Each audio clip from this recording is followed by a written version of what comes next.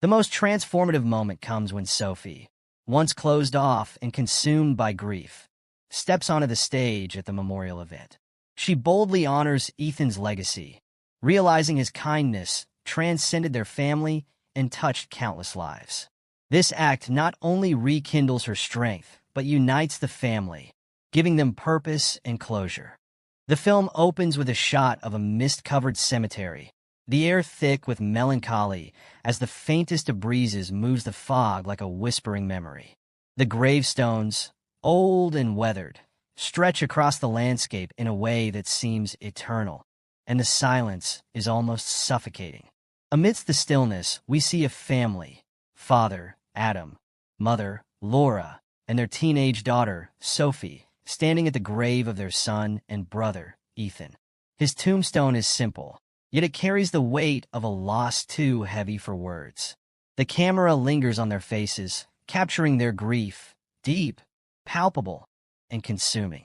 Ethan's death was unexpected, a shock that hit them like a thunderclap on a clear day, and the pain still lingers, just beneath the surface, even as time marches on. The family has made it a tradition to visit Ethan's grave every Sunday, a ritual that has become their way of honoring his memory, even as they struggle to keep his spirit alive in their hearts.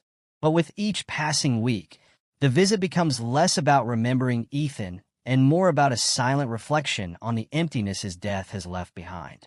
The camera zooms in on Adam's face, his eyes red from the constant strain of trying to hold everything together. He looks worn, weary, every line on his face etched with the weight of grief. His body language speaks volumes. Hands shoved into his pockets, shoulders slumped, as if the very act of standing feels like an insurmountable task. He's trying to remain strong for his family, but it's a struggle he can't seem to win. Laura, on the other hand, appears distant, as if she's physically present but emotionally miles away. Her face is a mask of quiet sorrow, her eyes often clouded with unshed tears. She stares at Ethan's gravestone, not seeing it, but seeing something much further away. A world where Ethan is still alive, a world that now seems like a distant dream. She reaches for Adam's hand, but there's no connection, no spark of intimacy, only the cold, unspoken distance between them. The loss of Ethan has pushed them apart, and though they're both in mourning, they cope in ways that drive them further into isolation. Adam has become a silent fortress, retreating into his work, trying to avoid feeling the weight of the grief that threatens to consume him. Laura, in contrast, seems to be lost in her own sorrow, often retreating into herself, unable to share her pain with Adam. The emotional gap between them is wide, and though they both mourn the same son, they seem to be mourning him in entirely different ways. Their daughter, Sophie, is the most visibly affected by Ethan's death. At first glance, she appears to be a typical teenager, quiet, withdrawn, a little moody. But the truth is, she's become a shadow of the girl she once was. Sophie's grief is the most difficult to understand, not just for Adam and Laura, but for herself as well. She refuses to speak about Ethan, refuses to let anyone in, retreating in her shell like a turtle when danger approaches. The once vibrant, outgoing girl is now barely recognizable, her silence louder than any words could be. She wears a heavy mask, one that hides the sadness, the confusion, the pain of losing her brother. Her eyes, once full of hope and curiosity, are now vacant, distant, as if she's searching for something she can never find. As the family stands together, Sophie is the first to break the silence. Her eyes flicker over to the grave, but instead of the tender affection that should accompany such a visit, there's only a hollow emptiness. She looks down, avoiding her parents' gazes, her arms crossed tightly over her chest, as if to keep the world at bay. The grief is a wall between them, and she can't, or won't, let them in. Time seems to stretch on as the family stands in their quiet, grief-stricken silence, until something catches Laura's eye. She's the first to notice the folded piece of paper, precariously perched on the edge of Ethan's gravestone, caught in the soft wind but somehow not blowing away. At first, she's unsure what it is, a strange occurrence that seems almost out of place in this solemn place. But the sight of it draws her in, and she walks closer, her footsteps hesitant, as if afraid to disturb the fragile peace of the moment. Her hand trembles as she reaches for the note, the texture of the paper unfamiliar, as though it's been there for far longer than just today. The camera lingers on her fingers as she picks up the note, the movement slow, deliberate. There's a sense of foreboding, an eerie anticipation hanging in the air, as if this simple act is the beginning of something far greater than they realize. Laura unfolds the note, her breath catching in her throat as she reads the message, her eyes scanning the words quickly, but with an unmistakable sense of urgency. She takes a deep breath, her lips trembling as she reads the last line, her hand clutching the note tightly, as if to prevent it from slipping away. Adam watches her, his eyes narrowing with concern. He doesn't ask what it says immediately. There's a certain stillness between them, a quiet tension that holds the moment in suspension. Laura looks up at him, her face pale, her voice barely a whisper as she says, "This isn't from anyone we know." Sophie, hearing the change in her mother's tone, lifts her gaze slowly from the ground, her eyes filled with a mixture of curiosity and skepticism. "What is it, Mom?" she asks, her voice flat, devoid of the emotional inflection that used to fill her words. Laura doesn't answer right away. Instead, she looks at the note again, then at Adam. The unease between them grows, thickening the air, as the weight of the unknown hangs heavy. The family stands frozen, each of them processing the moment differently. For Laura, the note feels like a lifeline, a strange, inexplicable connection to her son, a message from beyond, a sign that Ethan is still with them in some way. But for Adam, the note feels like a reminder of everything they've lost, an intrusion into their already fragile world. He wants to push it aside, to pretend it doesn't matter, but he can't. Sophie, for her part, feels nothing. The note is just another strange thing in a world that doesn't make sense anymore. She doesn't care about signs or messages from the beyond. She only cares about the emptiness that Ethan's death has left behind. Her eyes drift back to the gravestone, and for a moment, the family is once again silent, each person locked in their own thoughts, unwilling or unable to bridge the growing distance between them. The scene ends with a final, lingering shot of the folded note in Laura's hand, the mystery of its origins and meaning slowly unfurling as the camera pulls away. The wind picks up, ruffling the edges of the paper, as if to whisper that the family's grief is far from over. And perhaps, just perhaps, this note is the beginning of something far darker than they could ever have imagined. The soft rustling of the cemetery's trees seems to grow quieter as Laura unfolds the note completely, her hands trembling. The delicate paper feels aged, its edges slightly frayed, as if it's carried the weight of a secret for longer than it should have. The words, written in a neat but unfamiliar script, catch her breath in her throat. "I knew your son. He saved my life, and I never had the chance to thank him." The sentence is simple, yet its meaning is anything but. Laura's lips part slightly as she rereads the note, her heart racing. She turns it over, hoping for a signature, a clue, anything to tell her who wrote it. But there's nothing. No name, no explanation, only this cryptic message. What does it say? Adam's voice cuts through the quiet, his tone cautious, as if bracing himself for whatever news the note might bring. Laura hesitates, the weight of the words pressing down on her. Finally, she speaks, her voice uneven. It says someone knew Ethan, that he saved their life, and they never got the chance to thank him. Adam frowns, stepping closer to peer at the note. He takes it from her hands, his brow furrowing as he reads the message for himself. Save their life? That doesn't make any sense, he mutters, his voice laced with disbelief. Sophie, who has been standing a few steps away, suddenly looks up. Her arms are still crossed over her chest, but her curiosity has clearly been piqued. Saved someone's life? She repeats, her tone flat but her eyes betraying a flicker of interest. The family exchanges glances, each of them grappling with the implications of the note. Ethan was many things, kind, thoughtful, and deeply empathetic. but he had never mentioned anything remotely close to saving someone's life.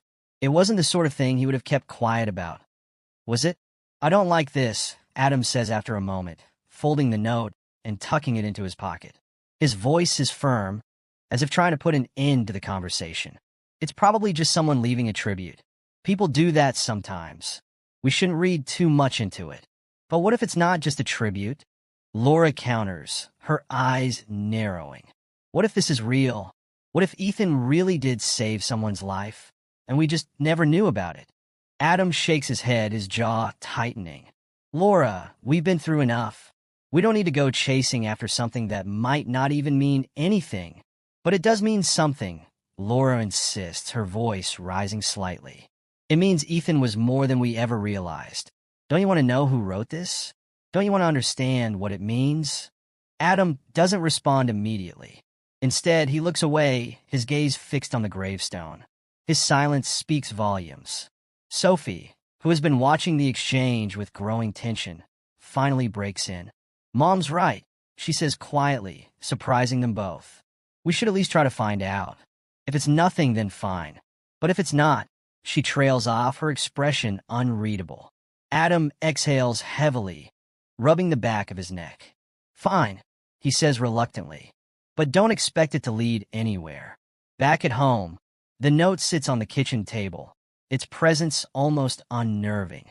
Laura keeps glancing at it, as if it might suddenly reveal more about itself. Adam tries to distract himself with the newspaper, though it's clear he's not reading a word. Sophie, meanwhile, sits with her laptop open, the glow of the screen illuminating her face. She's searching, typing keywords into the search bar with a determination that surprises even her. Ethan, save someone's life, anonymous note. The results are unhelpful at first, a random mix of articles, blog posts, and social media posts that seem completely unrelated. Anything? Laura asks, hovering near Sophie's chair. Nothing yet, Sophie replies, not looking up. Her tone is clipped, but there's an undercurrent of frustration. She doesn't like the idea of hitting a dead end. Not now. Not when there's a chance to learn something new about her brother. Laura sits down beside her, watching the screen as Sophie scrolls. Maybe try searching for local news from last year, she suggests. Sophie nods, adjusting her search. As she works, Laura's mind races with questions. Who could have written the note? What kind of life had Ethan saved? And why hadn't he told them? Adam's voice breaks through her thoughts. Even if you find something, it doesn't change anything, he says from his seat at the table.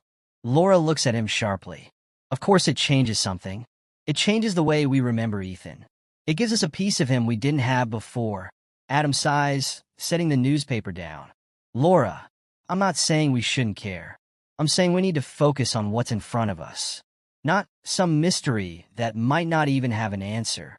Before Laura can respond, Sophie speaks up. Wait, I think I found something. Both parents immediately turn toward her, their arguments forgotten. Sophie points to an article on the screen.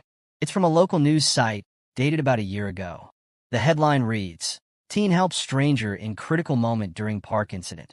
Laura leans closer, her heart pounding. What does it say? Sophie clicks on the article and begins to read aloud. The story describes how an unnamed teenager had stepped in to help a man who had collapsed in a local park. The teen had performed CPR until paramedics arrived, actions that reportedly saved the man's life. It doesn't say his name, Sophie notes, frowning. But the timing matches up, and Ethan used to go jogging in that park. Laura's eyes welled up with tears. That's him. It has to be. Adam crosses his arms, still skeptical. It could be anyone. There's no proof it was Ethan, but Laura isn't listening. She's already imagining the scene. Ethan, her son, stepping in to save a life without a second thought.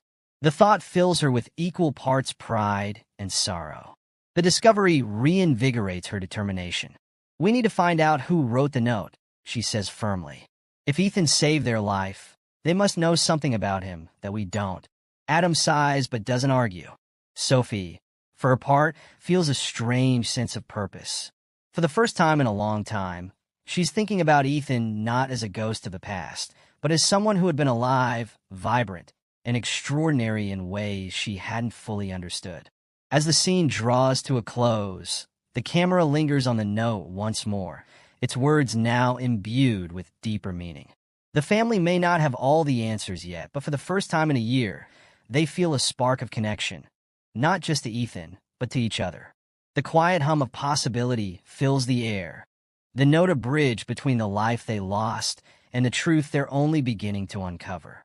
The kitchen was eerily quiet, save for the faint tapping of Laura's fingernails against her phone screen. For hours, she had been following one lead after another, piecing together fragments of information that might bring her closer to uncovering the identity of the person behind the note. It was late now, the house bathed in soft yellow light, and yet Laura's resolve burned brighter than ever. Marcus Reyes, she murmured aloud, her eyes scanning a list of search results on her laptop. It was the first solid lead she had come across, an old address tied to the name from a public record search. She jotted it down on a notepad, the simple act feeling like a small victory. "What are you doing?" Adam's groggy voice startled her. He stood in the doorway, his hair disheveled, clearly having woken up to find her still at work. "His name is Marcus Reyes," Laura said, ignoring the question. "I found an address for him. It's from a few years ago, but it's a start." Adam sighed heavily, leaning against the doorframe. "Laura, it's midnight. This isn't healthy. You've been at this all day. This is important," she replied sharply. "If you're not going to help, at least don't try to stop me." Adam threw up his hands in defeat and walked away, muttering something about getting some sleep. But Laura couldn't sleep. Not now. Not when she was so close to learning the truth. The next morning, Laura stood outside a modest, weather-worn house in a quiet neighborhood. The air was crisp, and the faint smell of autumn leaves lingered in the breeze. She clutched the note in her hand, its edges now soft from the constant handling, as she tried to steady her nerves. Knocking on the door felt like crossing a threshold she couldn't return from. The wait stretched on, each second amplifying her uncertainty. Finally, the door creaked open, revealing a man in his mid-20s. His face was thin, his eyes shadowed with the kind of tiredness that went deeper than a bad night's sleep. "Marcus Reyes?" Laura asked, her voice trembling slightly. The man hesitated, his hand gripping the edge of the door. "Who's asking?" "I'm Laura, Ethan's mother." For a moment, Marcus's expression was unreadable. Then, something softened in his eyes, and he stepped aside, motioning for her to come in. The inside of the house was simple, almost sparse, but clean and orderly. Marcus gestured for her to sit on a worn couch, and she obliged, her hands clutching the note tightly. "I never expected anyone to come looking for me," Marcus admitted, sitting across from her in a mismatched chair. Laura nodded, her heart pounding. "You left this note. I need to know. How did you know my son?" Marcus's gaze fell to the floor, and for a moment, it seemed as though he might not answer. But then he took a deep breath and began to speak. "I met Ethan about 5 years ago," he said slowly, his voice heavy with emotion. "I was in a bad place. I'd run away from home and ended up at a youth shelter in the city. Ethan was volunteering there." Laura's eyes widened. Ethan had never mentioned volunteering at a youth shelter. He was just this bright light, Marcus continued, a faint, wistful smile tugging at his lips. "He didn't judge me or ask a lot of questions. He just listened, made me feel like I mattered, even when I didn't think I did." Marcus paused, his hands fidgeting in his lap. "One night I got caught up with the wrong people, a gang. They wanted me to do something I wasn't okay with, and when I tried to back out, things got ugly. I don't know how, but Ethan found out. He showed up, stood between me and them, and wouldn't back down. He convinced them to let me go." Laura's breath caught in her throat. She could picture Ethan's determination, his unwavering belief in doing what was right, even when it was dangerous. "They could have hurt him," Marcus said, his voice cracking. "But they didn't. He got me out of there, and he never made me feel like I owed him anything. He just wanted me to be okay." Tears streamed down Laura's face. "Why didn't he ever tell us?" she whispered. Marcus shook his head. "That's just who he was. He didn't do it for recognition. He did it because he cared." For a moment, neither of them spoke, the weight of Ethan's actions filling the silence. Marcus went on to explain that after Ethan's death, He had struggled to come to terms with the loss. "I wanted to thank him," Marcus said, his voice thick with emotion. "But I never got the chance. When I heard he was gone, it broke something in me, writing that note.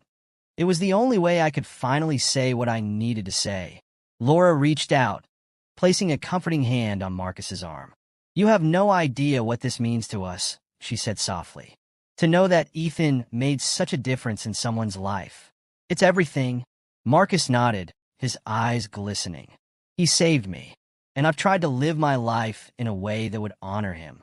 I went back to school, got a job, stayed out of trouble. I wouldn't be here if it weren't for him." Hearing these words was like a balm for Laura's aching heart. For the first time in a year, the weight of grief felt a little lighter, replaced by a profound sense of pride. As Laura prepared to leave, she turned to Marcus one last time. "Would you be willing to come by and talk to my family? To share this with them? I think they need to hear it." Marcus hesitated, but then he nodded. "Yeah, I'd like that." That evening, Laura recounted her visit to Adam and Sophie, her voice brimming with emotion as she told them about Marcus and the story he had shared. Adam listened in silence, his expression unreadable, while Sophie sat wide-eyed, her fingers gripping the edge of the table. "Ethan really did all that?" Sophie asked, her voice a mix of awe and disbelief. Laura nodded. "He was so much more than we ever realized." Adam finally spoke, his voice low. "I still don't understand why he didn't tell us." "Maybe he didn't think he needed to," Laura replied gently. "Maybe he just wanted to do the right thing, and let that be enough." The family sat together in a rare moment of unity. The memory of Ethan no longer shrouded entirely in sorrow, but illuminated by the legacy he had left behind. For the first time in what felt like forever, they felt a sense of connection, not just to Ethan, but to each other. And they knew that this was only the beginning of the journey he had set them on. The house felt different. There was a palpable shift in the air, an unspoken understanding between Laura, Adam, and Sophie as they sat together in the living room. It had been a long time since they had shared a moment like this, quiet yet connected. Laura clutched the note in her hands, as though it were a lifeline.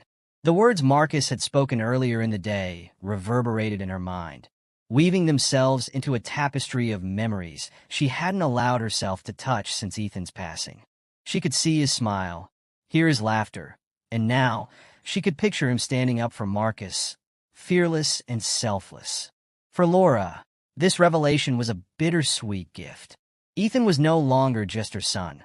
He was a protector, a beacon of hope for someone in need. It made her chest swell with pride, even as the ache of missing him deepened.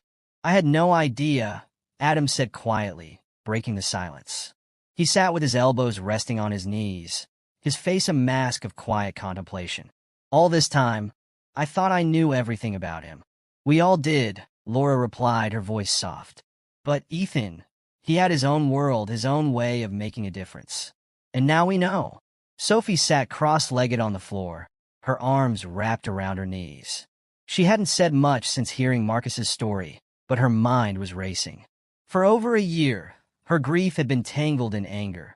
Anger at Ethan for leaving, anger at her parents for their endless arguments, anger at herself for feeling so powerless. But now, something was shifting. That evening, Sophie slipped into Ethan's room, a place she had avoided since his death. The faint scent of his cologne still lingered, and the room felt frozen in time, untouched by the year that had passed. She ran her fingers over his desk, his books, and the framed photos that lined the shelves. One photo caught her attention, a picture of Ethan at what must have been the youth shelter Marcus had mentioned. He was surrounded by a group of kids, his arms slung around a boy who Sophie now realized was Marcus. Ethan's grin was wide and genuine, his eyes full of light. Sophie sat on the bed, clutching the photo to her chest. For the first time in months, her tears were not born of anger, but of longing and understanding. Ethan's life had been bigger than their family, and in some strange way, that realization made her feel closer to him than ever before. The next day, Laura suggested inviting Marcus over for dinner. "I think it would be good for all of us," she said, her eyes meeting Adam's across the kitchen table. "He has more to share about Ethan, and I think Sophie needs to hear it." Adam hesitated, his jaw tightening. Are you sure that's a good idea? What if it's too much for her? I think it's exactly what she needs, Laura insisted. Sophie, who had been eavesdropping from the hallway, stepped into the room. I want to meet him, she said firmly. I want to know more about Ethan. Laura and Adam exchanged a glance, and Adam finally nodded. When Marcus arrived that evening, he looked nervous but grateful. Laura greeted him warmly, while Adam offered a firm handshake that carried a silent acknowledgement of what Marcus's story had meant to them. Sophie, however, was the most eager to see him. "Hi, Marcus," she said, her voice steady but tinged with emotion. "Hi, Sophie," he replied, his smile tentative but genuine. "It's nice to meet you." They all gathered around the dining table, the warm glow of candlelight adding a sense of intimacy to the moment. As they ate, Marcus began to share more about Ethan, painting a picture of the boy they had loved but never truly known in this way. He wasn't just volunteering, Marcus said, his eyes bright with memory. He was leading. He got kids to open up, to trust again. He had this way of making you believe in yourself, even when you didn't think it was possible. Sophie leaned forward, hanging on to every word. "Did he ever talk about us?" she asked hesitantly. "All the time," Marcus said with a small laugh. "He talked about you, Sophie. Said you were the smartest person he knew, even when you doubted yourself." Sophie's eyes filled with tears. "And your parents," Marcus continued, his tone softening. "He said he got his strength from you both. He admired you so much." Laura and Adam exchanged a look, both struggling to hold back tears. After dinner, they moved to the living room. Marcus shared more anecdotes, small moments that revealed the depth of Ethan's character.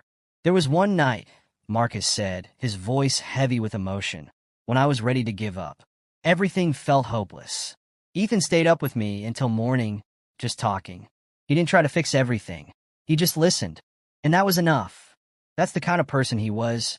Sophie wiped her eyes, her heart swelling with a mixture of pride and sorrow.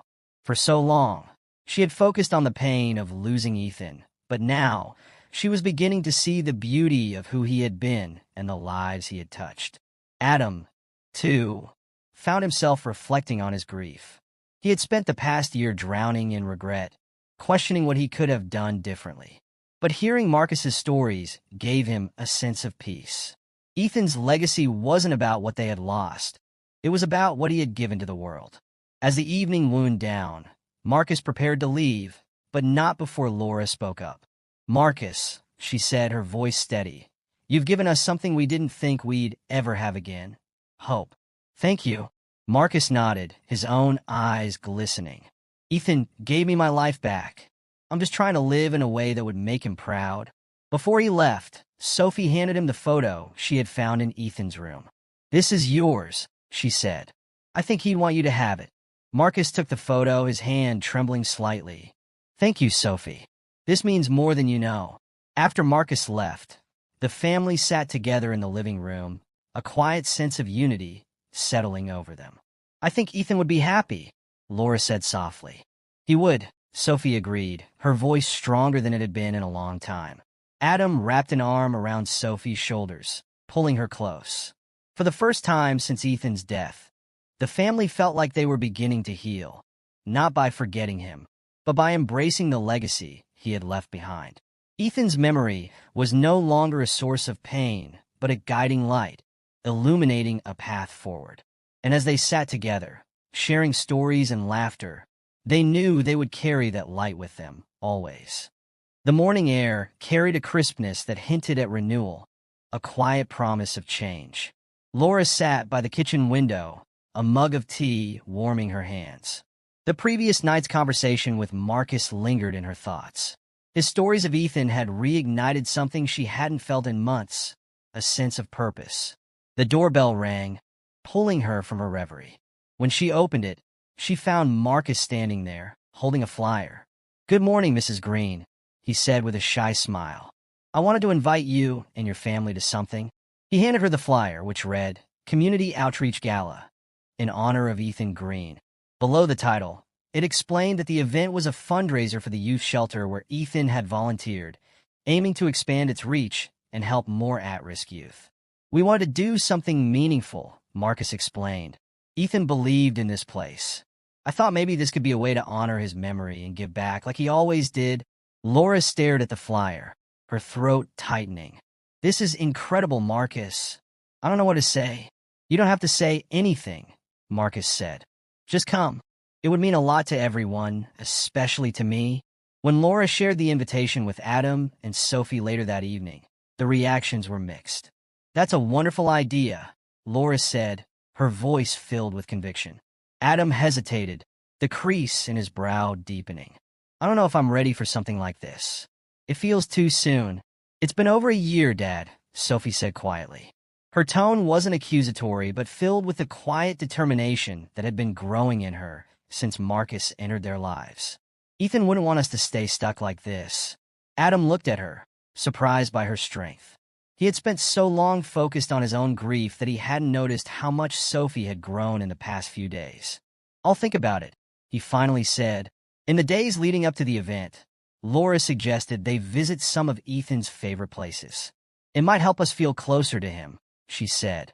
Their first stop was the old park where Ethan used to play soccer as a child. The memories came rushing back.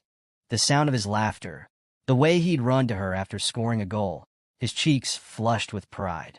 Next, they visited the small diner where Ethan had worked part-time during high school. The owner, Mrs. Wilson, greeted them warmly, her eyes soft with understanding when she realized why they were there. He was one of the good ones, she said, her voice tinged with emotion. Always stayed late to help clean up, even when he didn't have to. Each place they visited brought a mix of pain and healing, a bittersweet reminder of the life Ethan had lived. By the end of the day, even Adam seemed lighter, his shoulders less burdened by the weight he had been carrying. One afternoon, while scrolling through her phone, Sophie stumbled upon the youth shelter's website. She clicked through photos of smiling kids and read testimonials from those whose lives had been changed by the program. Inspired, she decided to visit the shelter. When she arrived, she was greeted by a woman named Denise, the shelter's director. You must be Ethan's sister, Denise said warmly. Marcus told us about you. Sophie nodded, feeling a lump in her throat. I just wanted to see the place where he spent so much time. Denise gave her a tour, showing her the activity rooms, the kitchen, and the small garden where Ethan had helped plant flowers. He had a way of making people feel seen, Denise said. He didn't just volunteer. He connected with these kids. He gave them hope. Sophie felt a sense of peace as she walked through the shelter. By the end of the visit, she had made a decision. I want to help, she said. I don't know how much I can do, but I want to try. While Sophie was finding her own way, Laura and Adam were navigating their journey together. One evening, as they sat on the porch watching the sun set, Laura broke the silence. We've been so far apart, she said. I think we've both been so lost in our own pain that we forgot how to lean on each other. Adam nodded, his gaze fixed on the horizon. I didn't know how to talk about it, he admitted. Every time I tried, it just hurt too much. But we can't keep doing this, Laura said. Ethan wouldn't want us to.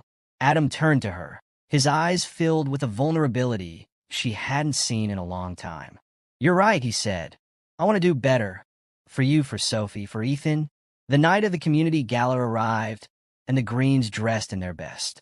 The venue was decorated with twinkling lights and banners that read, Ethan Green, a legacy of hope. Marcus greeted them at the entrance, his face lighting up when he saw them. You made it, he said, his voice thick with emotion. The event was a beautiful tribute to Ethan. There were speeches from those who had worked with him, a slideshow of photos capturing his time at the shelter, and heartfelt testimonials from the kids he had helped. When it was Marcus's turn to speak, he took a deep breath and stepped onto the stage. Ethan was more than a friend, he began. He was a light in the darkness. He didn't just save me. He believed in me when no one else did. This shelter was his passion, and I'm honored to carry on his work. As Marcus spoke, Laura reached for Adam's hand, and Sophie leaned against her father's shoulder. For the first time in over a year, they felt whole. Not because the pain was gone, but because they had found a way to honor Ethan's memory together. In the weeks that followed, the family began to rebuild. Laura started volunteering at the shelter alongside Sophie, while Adam took on small projects to support the organization's efforts. Ethan's room, once a place of sorrow, became a sanctuary filled with love and remembrance. His belongings were carefully arranged, not as a shrine, but as a celebration of the life he had lived. And though the ache of his absence would never fully disappear, the Greens learned to carry it with grace, finding strength in the legacy Ethan had left behind. Ethan's story had not ended with his death. It continued in the lives he had touched, in the family he had brought closer together, and in the hope he had inspired. And as the Greens moved forward, they knew that his light would guide them always. The evening was painted in soft hues of gold and lavender as the Green family arrived at the memorial event. The venue, a community hall, was transformed into a celebration of life and hope. Ethan's name was everywhere, from banners draped across the walls to a slideshow playing softly in the background. Each image was a fragment of Ethan's life, a reminder of his quiet heroism. As they entered, Marcus met them at the door. His eyes shone with pride as he gestured to the crowd inside. "This is all because of Ethan," he said. "He brought us together, even in his absence." The room was alive with stories. People of all ages gathered in small groups, sharing how Ethan had touched their lives. The Greens moved through the crowd, listening, their hearts swelling with pride and sorrow. Laura met a young woman named Maria, who explained how Ethan had helped her navigate a difficult time in her life. "I was lost," Maria said, her voice trembling. "But Ethan saw something in me that I couldn't see in myself. He gave me the courage to keep going." Adam spoke with a boy named Caleb, who had been inspired by Ethan's passion for soccer. "He taught me to love the game," Caleb said. "But more than that, he taught me to believe in myself."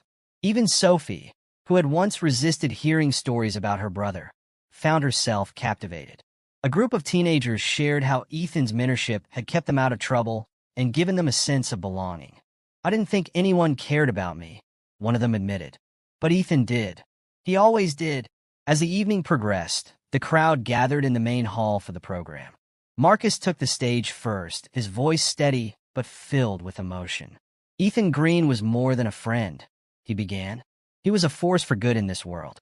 Tonight, we honor not just his memory, but his mission, a mission to make life better for those who need it most." The room erupted in applause as Marcus introduced Sophie as the next speaker. She hesitated for a moment, her palms damp with nerves. But when she stepped up to the microphone, her voice was clear and resolute. "My brother, Ethan, was my hero," she said. "Not because he was perfect, but because he cared. He cared about everyone, even when it wasn't easy. Losing him was the hardest thing I've ever faced, but tonight, I see how much he mattered to so many people. And that gives me hope." She paused, her eyes scanning the room. "Ethan believed in making the world better, one small act of kindness at a time. I want to carry that forward. We all can. That's how we keep his legacy alive." The audience stood in a wave of applause, their admiration for Sophie evident.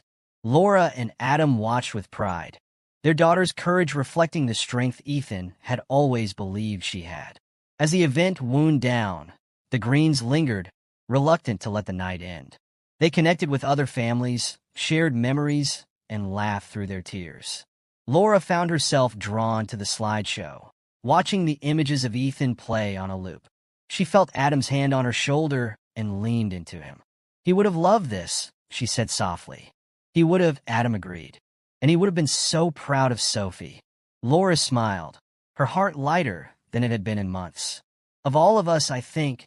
As the last of the guests departed, the family made their way back to Ethan's grave.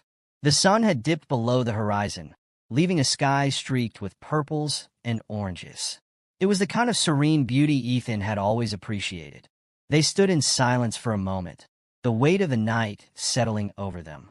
Then Laura stepped forward, holding a small note in her hand. She knelt by the tombstone, placing it gently beside the weathered one Marcus had left. The new note read, "Thank you for being our hero.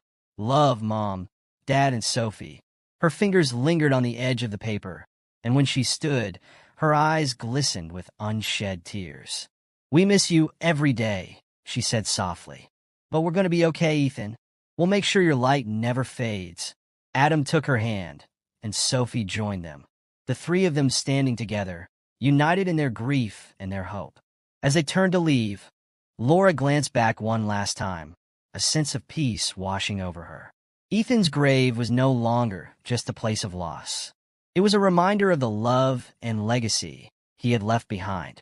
The Greens walked away hand in hand, the night air cool but comforting. They weren't the same family they had been before Ethan's death. They were stronger, more connected, and ready to face the future together. Ethan's story had come full circle, not as an ending, but as a new beginning. And as the stars emerged in the night sky, the Greens knew that his light would guide them always.